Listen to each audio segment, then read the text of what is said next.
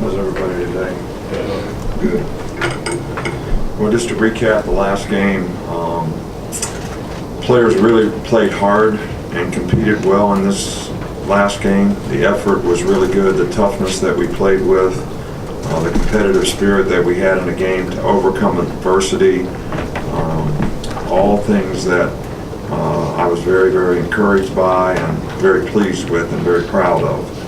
The execution, play in, play out fundamentally, not what we want it to be, not what it needs to be, and certainly this leads to a lack of consistency, whether you're playing offense, defense, or special teams. And you know, the fact of the matter is we didn't make as many errors as they made in the game, which was probably the difference in the game, whether they were special teams or whatever you might want to call it.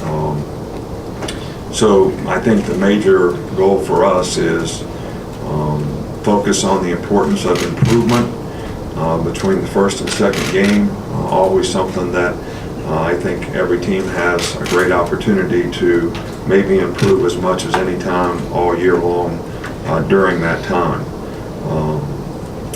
You know, Players of the Week, I think you got that information. Some injury updates. You know, Christian Miller and Terrell Lewis will be out for the year. Both of them have season-ending surgeries coming up. Rashawn Evans and Anthony Jennings both have, I would call them, significant injuries that won't be long-term, and we would just list them as questionable. So they'll be day-to-day, but uncertain as to when they'll be able to come back and play. We're hopeful that it'll be sooner than later. You know, we're looking forward to coming back and playing at home.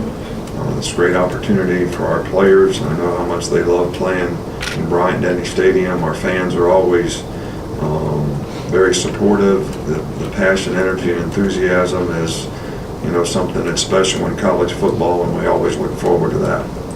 On another note, Mike Loxley, our wide receiver and assistant offensive coordinator, family tragedy, his son was killed, and I just want everybody to understand that our thoughts and prayers go out to Mike, his Kia, and the entire Loxley family over this tragedy, and we'll do everything that we can to support Mike and his family in this, you know, time of tragedy. Fresno State, you know, Jeff Tedford is one of the best coaches, I think, offensively in the country, and was the head coach at Cal for many, many years, won lots of games, went to lots of bowl games, and Fresno returns lots of starters, 9 on offense, 6 on defense, a couple specialists. So this is a much, much improved team. They played really, really well and looked really good in, you know, their opening game where they scored 66 points and shut the other team out. Got a good quarterback. They got a couple good receivers. They got some good players on defense. So, you know, this is going to be a different kind of challenge for us, and something that our players have to respond to, because this is a much, much improved team. With losing 2 of your outside linebackers, what does that mean for guys like Dylan Moses and some of the other younger guys? How much are you going to push them in these coming weeks?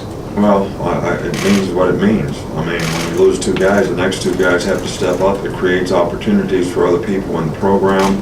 We're going to have to take some of the younger guys that we have and try to develop them, you know, more quickly. So, I mean, we hate it that we lost these players. They're both good players. They both made significant improvement. They both played well in the game. But, you know, this is an opportunity for somebody else to step up and be able to play at a high level as well. And we're going to work very hard as a coaching staff to help those guys get in a position to do that. Assignment with Michael. During the offseason, a lot of talk was about Jalen Hurts getting better in the pocket, throwing the ball, and maybe not taking off as early. How do you think he did in that first game? Well, I think there were times where he did a good job. He stepped up and made some really good throws, and there were other times where I think he instinctively maybe took off, a little sooner than we'd like. But we're going to review those things with him on the film. In fact, we already have, and hopefully we'll just get him to trust and believe in doing the things that he needs to do to technically execute the plays. Although I thought his overall performance for the first game was pretty good. I thought some of the issues in the passing game were not quarterback related totally. He had some protection issues that were mental errors, not necessarily physical errors, that created some negative plays. And when I talk about overall execution, that's one of the areas that I would be speaking of. Come back over here, Chandler. Along those pass protection lines, what did you think of the play of Matt Womack and Jonah Williams, and how would you sort of assess both of their performances? Well, I think both guys did some very good things. I think overall our entire offensive line needs to be a little more physical. We need to finish blocks a little better. A lot of little things that we could do better that I think we want to emphasize with all the players, and so that's going to be the emphasis. But it's not just the offensive line. I think it's every position on our team. Come back here to the Terry. Hi, Coach. Last week you said that Bryant-Denny is your favorite stadium, but what are some of the things behind the scenes that maybe the average fan doesn't see that make it so different? Look, it's because everybody's for you. That's what makes it different. I love having the support of our fans.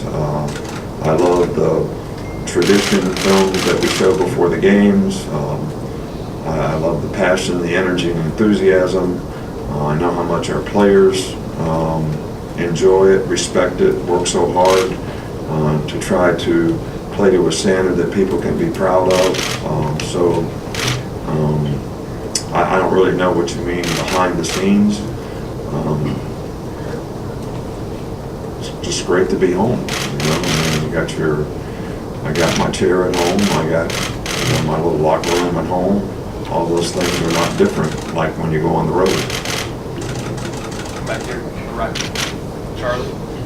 How have you seen Ben Davis progress, and can he see maybe an increased role with the injuries you guys had in linebacker? Well, we'll see. He's one of the guys that is a young player that has the opportunity to maybe show what he can do. This is a relatively new position for him. So we're going to have lots of competition at that position, and we'll sort of see who develops and who can help us the most. Back to Cecil. Coach, having watched Jalen on film now from the first game, could you give us a little more evaluation on how you thought he performed and what you're looking for this week at quarterback? Well, I think, look, it's first game, and I'm not here to protect the player. I think he would tell you that there's things that he could do better. I also think there was good plays that he made that we need to build on. I do think that there's definitely some things that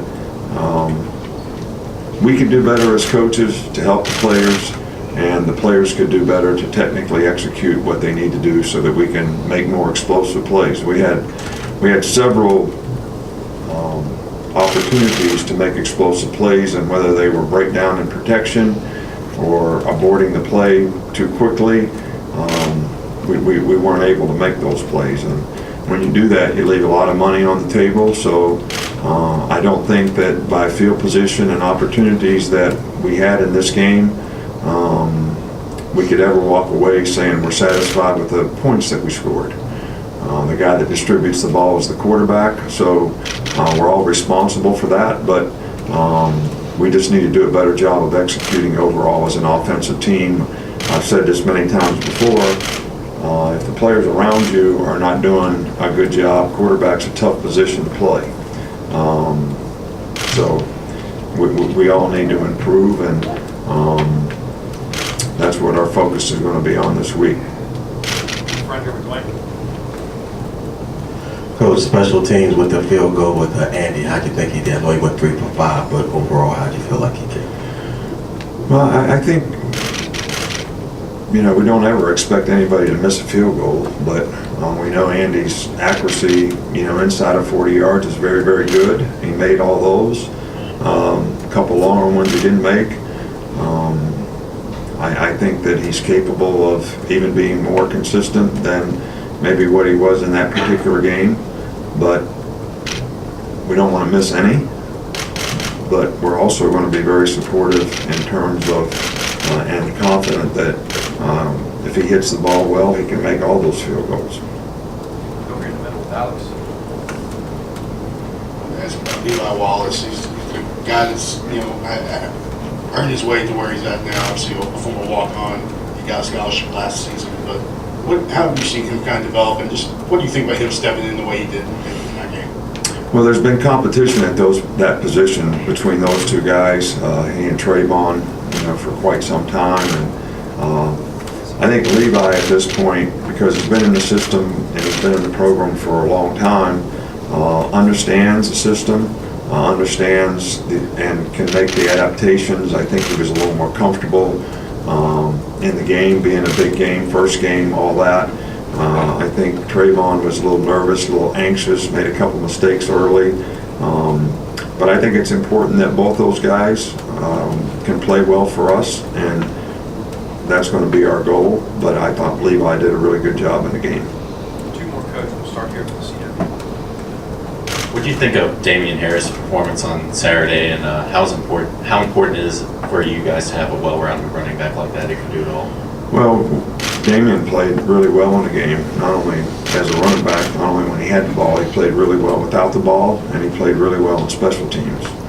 Made a big play on special teams in blocking the punt, but was effective in other things that he did on special teams as well. So I was very encouraged and pleased with what he was able to do, and when he's been healthy, he's been a very good player for us. I think that it's important for us to get other players at that position who can play at that level as well, and that's certainly going to be our goal. Josh Jacobs may start practicing a little bit this week. Still can't tell you whether he'll be ready to play in this game or not. We'll wrap up back with Joe. Hey, Coach, obviously no one expects 4 linebackers getting hurt in one game, but during fall camp, how much are you keeping an eye on guys who look like they may have positional versatility and